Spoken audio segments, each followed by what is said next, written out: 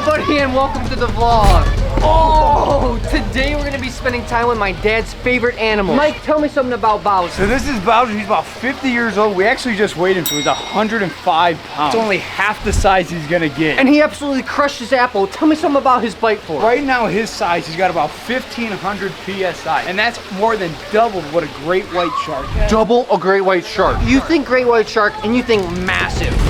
Oh, took the top right off of it. Let's go spend time with more dad's favorite. I feel like Jay. Go Noah. Yeah, that's all you, dude. He's literally, I can't do it. That is insane. Mike's got, you gotta give Mike some credit here. That turtle, freaking massive. I was trying, I didn't want to drop him. I gotta get redemption one day. And the reason why we're hanging out in the zoo spending time with my dad's favorite animals is because the snow is causing a lot of problems. Let's get warm. You guys know my dad actually hatched Lucy literally from the egg. You remember that, Mike? I wasn't quite there, but yeah, that was 15 years ago. She's still a little spicy. She is spicy. She's got a nice little attitude, as you can see. That's one of the reasons why this was one of my dad's favorite snakes, was that attitude. He spent 50 hours in here. I spent 24 hours in here. Her striking, her body language, everything. It really helped my dad hone skills on reading snakes, defensive postures, dodging strikes. And for years, Lucy's always been the biggest snake here in the Reptarium. Recently, when we got Juliet, I think Lucy still got her by a foot or two, but Juliet definitely has her by weight. It's very crazy because Lucy's still a giant snake, but Juliet's got that weight, and that's why Brian loved her so much. So this enclosure was really one of his favorites. And this is our girl Sunrise. My dad had a Burmese python named Sunshine. My dad actually taught an educational show at my school with Sunshine before she was ever named. He asked the class, he said, what should we name this girl? I realized that we don't have a name for her. And one of my childhood friends actually named her Sunshine. And so that is pretty special in a way that Sunrise is a descendant of Sunshine. All happened in like my 3rd grade classroom. She trying to eat that apple? Yeah. Gotta give her the apple. Like I can give her the whole thing. Give it to her. Oh, I dropped it. I dropped it. Look how cute she is. Oh my God. And what is the PSI on Matilda's jaw? Because she's shredding right through this apple as well. He's not looking it up on Google right now for sure. Definitely not. And I gotta be careful with my fingertips because I do not want to get these things lost. Oh, I'm gonna leave the rest of it for you right here, girl.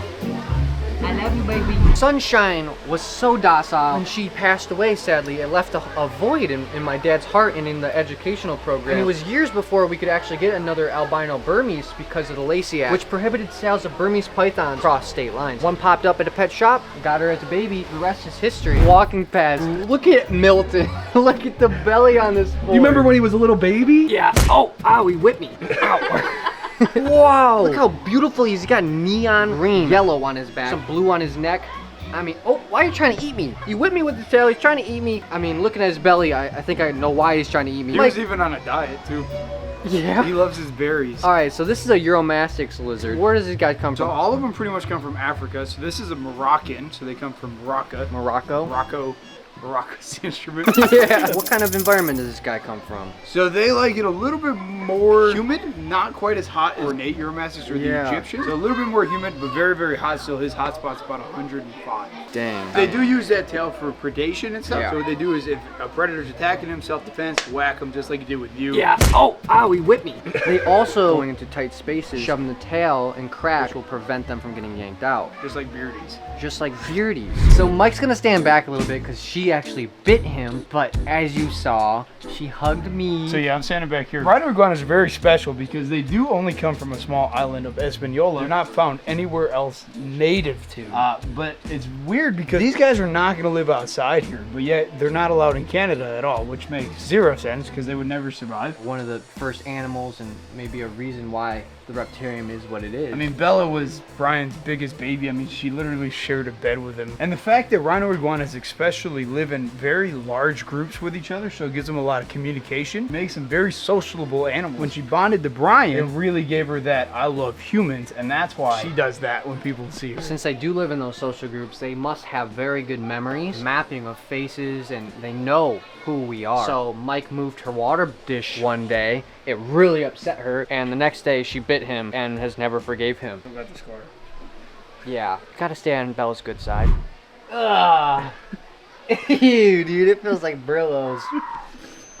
Elvis is being super lazy today, but that's okay. My dad wanted a big pet puppy dog dinosaur. Right, buddy boy? You're just a little puppy dog dinosaur. Oh, now you want to come out, huh? And honestly, guys, in the reptile world, there's not very many animals that look like dinosaurs more than water monitors. And these guys are very available, but they are just big, calm puppy dogs. Most people aren't getting a croc monitor or Komodo dragon. So this is the closest they can get to those and still have room in their house. That is in captivity, though. I remember talking to my dad and him talking about his travels abroad in Asia. He was trying to catch wild Asian water monitors and them being so fast at Elvis's size. So fast my dad couldn't catch them and gone up a tree. They are docile in captivity, but in the wild, be careful. They can run about 20 miles per hour. His skin's designed to dry out super fast. Their skin's designed to come out of the water and dry so fast that there's no rotting or just bacteria growing on it. Asian water monitor. Clearly because they spend a lot of time in the water. With this paddle-like tail, they'll tuck their legs, they'll tuck their arms, and they'll just kind of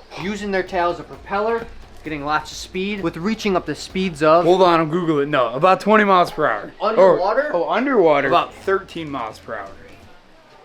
That's pretty fast. We are in a zoo at least.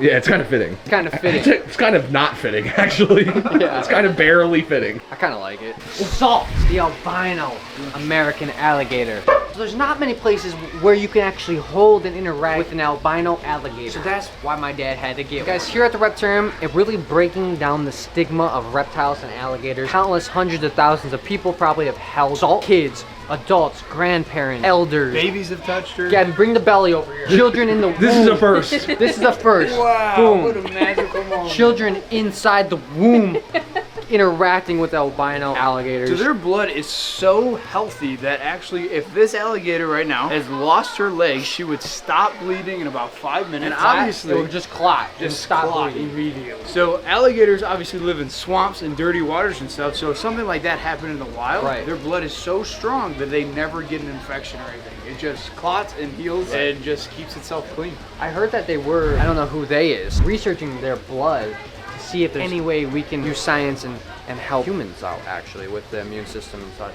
Absolutely. So, research, science, alligator. I have to tell you how much my dad and I love Perdita. Okay, Mike? The new uniforms that Mom got us. Mine doesn't fit that well. No. I can't feel my fingies. Yeah, we're gonna have to work on that. Good job, Noah. You're doing great, dude. Now, something that really amazes me is how reticulated pythons, you know, they can dwell in caves and eat bats. Interesting diet that I'm not sure if anybody, I'm sure there's somebody out there that feeds bats to their retics in captivity. We feel blessed here at the Reptarium to offer some sort of cave-like system where they get to be able to climb up into trees and hang out like they would in the wild. Now, you'll never see a golden child cow reticulated python in the wild. So that really even makes it extra unique that we have one here at the Reptarium that you can come visit, you can come hold, and you can come say hi to. And guess what? Every time you do visit Perdita, she's gonna have a little bit different pattern than the last time. Good job, Noah. That was beautiful. You're welcome. Oh no. I Actually, feel looks- claustrophobic. I want to know. No, you're fine. First mammal we got. Somehow, young Jay, the entertainer, convinced my dad More importantly, your mom. to get a sloth. Now, if this guy doesn't scream primitive, I love his face, I love his nose. He looks like a mummy to me, but he's alive. Or like a little Chewbacca. Hi, buddy, he just wants to smell me. Yeah, I kind of smell like other animals and such. Now, you don't want to get a bite from this guy. He's got some pretty gnarly fangs, but you know what? That's a risk you're willing to take when you're dealing with such a cutie pie. Look at those teeth right there. That's what I'm talking about. Now, it's nothing to be scared of, because like I said, that's just the risk you gotta take if you're gonna be dealing with these cool animals. As he's literally salivating and dripping food all over the place. Reminds me of Gabby. That is so rude. Did you just catch it and then drop it on the floor? Oh, yeah. You know, that was something that was really special about my dad, was that his love wasn't just for reptiles. Yes, everyone knows him as the ball python guy. I know that's kind of how I grew up, was like, oh yeah, my dad's got snakes, but everyone knows him for how cool his morphs of ball pythons are. But over the years, it evolved and evolved to be so much more than that. Documentaries in Africa, he's talking about conservation of the rhinoceros, where he's playing with an elephant and hanging out with wild cheetahs as they hunt, teaching and educating much deeper than just reptiles. And that's why we feel so blessed to have these mammals like Drogo here. Hi, buddy. She's got all the fish on her already. I actually stuck my head in there one time and one couple went up my nose. Actually, a few times. Ivy, the green anaconda. She helped him through a lot of his anxiety bouts. As you know, he was very open about that, and Ivy actually helped him He would spend hours in here just hanging out with her. She would bring him peace. Such a special animal. I mean, he did spend 50 hours in here as well. Trying to prove the point that anacondas are not just senseless killers and they eat everything. She is such a good snake that you can literally go right underneath her chin and she's not going to do anything. Not to mention the time that she got Connie, but that's a whole different thing. She was hungry. I mean, being the world's heaviest body snake, reaching 18 feet, over 300 pounds. It's just insane to think. Everybody that picks up Ivy when we get the chance to hold it, it's a whole nother thing compared to lifting weights or even retakes. Like I said, Juliet's close to 200 pounds. I think she's 150 and it feels like 400 pounds. The water boa spend so much time in the water. Not surprised if they spend most of their life in water in the wild. And we can definitely see why she was one of my dad's favorites. There's an audience, dude. Crazy. Michael! I was trying to get him to go that way, then he hit the tub, and then he's running away. We got a rogue cat. Don't let Mike get you. Yeah, no. I smell like anaconda. Capybaras are personally one of my favorite animals and have been for years, so I am ecstatic that we actually have a Cappy. See him and Matilda hang out. I hope that one day I get to come into the legacy and I see Javi on Matilda's back, because that would make me extremely Cappy. Is that why you wore that shirt today? No. Cappy on the tour. We need another Cappy named Guinness. Where did the largest rodent in the world Mike, go? you I didn't do Mike, it. literally. This is on my day, dude. Has Mike been like useful at all today? Come here, Javi. I heard that. This is literally the worst day ever. Like, what is happening? Oh my! So much going on. Right now. Dad loved the Cappy. What happened? But he was literally about to jump inside of the cricket. What is going on right now? Ow! He does the knee thing. Oh! There's no way.